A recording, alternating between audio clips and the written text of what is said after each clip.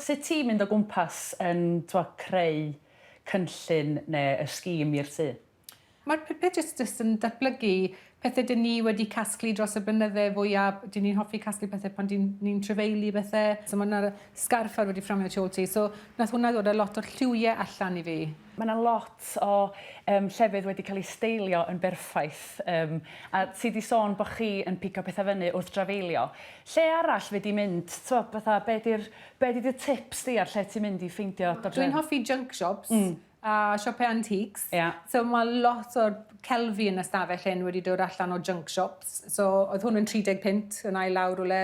Ac mae'r bwrdd goffi, oedd hwnna allan o siop rownd y cornel fel warhws mawr yn just llawn junk ac nath hi ddod o fyna. Mae'n neis casglu bethau dros amser hefyd yn hytrach na just mynd allan a cael popeth yn syth.